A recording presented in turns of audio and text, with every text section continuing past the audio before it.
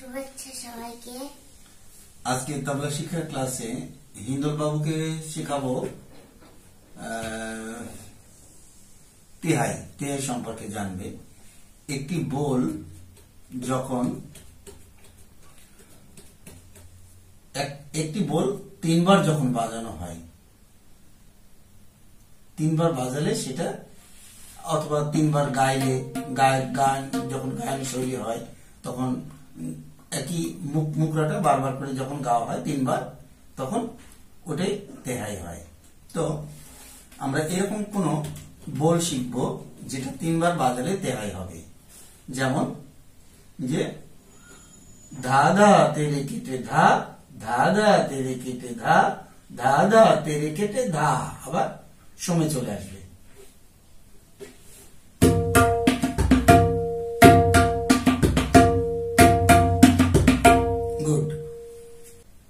তুমি বাজালে, তুমি তো দেখালে, এবার আমি দেখাই, তারপরে তুমি বাজাও, তারপরে দুজন একসঙ্গে বাজাবো। দেখো আমি তোমাকে কাউন্ট করে দিচ্ছি যে 1 2 3 গো।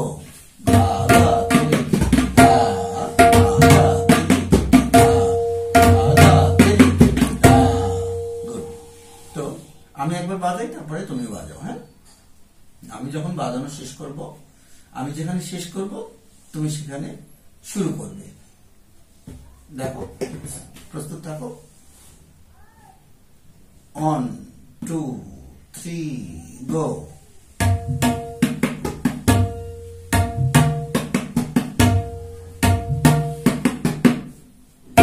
না, আমি ধা দেব না। এই দেখো, ধা ধা তেরে কেটে ধা, ধা ধা তেরে কেটে ধা, ধা ধা তেরে কেটে। না, তুমি ধা দেবে না। তুমি শুরু করবে হলো, আমি যখন তেরে কেটে, তুমি ধা ধা তেরে কেটে ধা। 1 2 3 গো।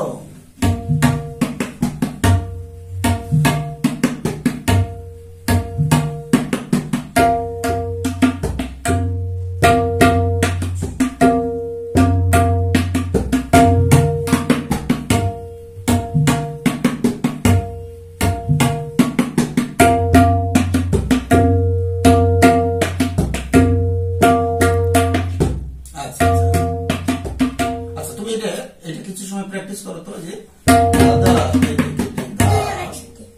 1 2 3 গো।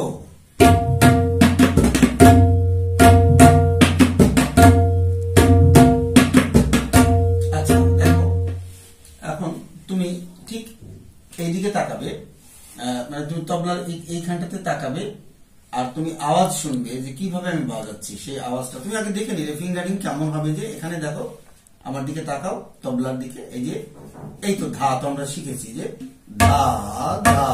দেখো, ধা ধা তেরে কেটে ধা, ধা ধা তেরে কেটে ধা, ধা ধা তেরে কেটে ধা। এটা তো কাজ, দ্রুত বাদন। ধা ধা তেরে কেটে ধা।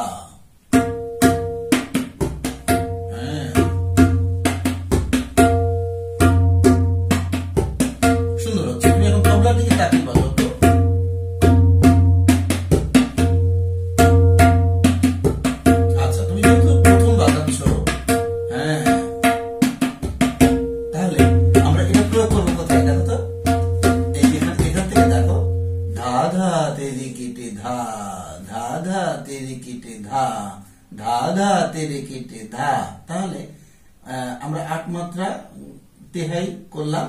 এখন কার সঙ্গে প্রয়োগ করব, কোন তালের সঙ্গে প্রয়োগ হতে পারে, আমরা একটা প্রয়োগটা দেখি আজকে শেষ করব। দেখো, আমরা বসো, তুমি ঠিকঠাক বসো, আমার হাতের দিকে তাকাও।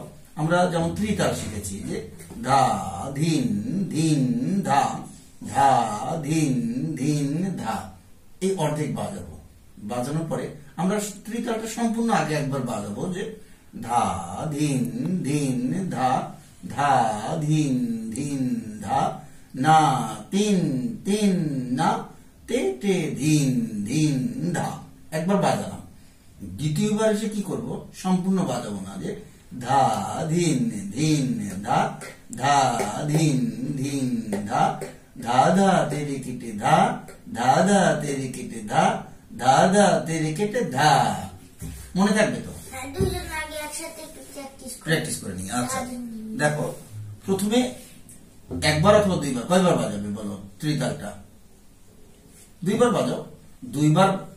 দুইবার বাজানোর পরে তুমি তৃতীয়বার মনে রাখো যে তৃতীয়বার আমরা অর্ধেক বাজাবো, যে ধা ধিন ধিন ধা, ধা ধিন ধিন ধা, এরপরে তেহাই ধা ধা তেরে কেটে ধা, ধা ধা তেরে কেটে ধা, ধা ধা তেরে কেটে ধা বলে আমরা শেষ করব। কিছু সময় প্র্যাকটিস করো, তাহলে আমি কাউন্ট করে দিই। 1 2 3 গো।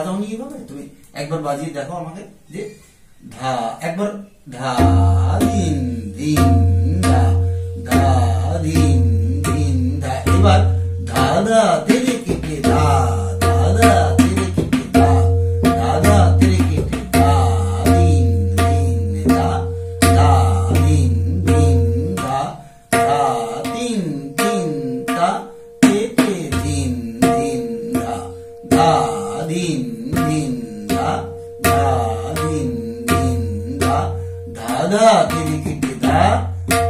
আট মাত্রা বাজানোর পরে প্রস্তুতি নিতে হবে। ধা ধা ধা তেরে কেটে ধা, আরেকবার বাজো।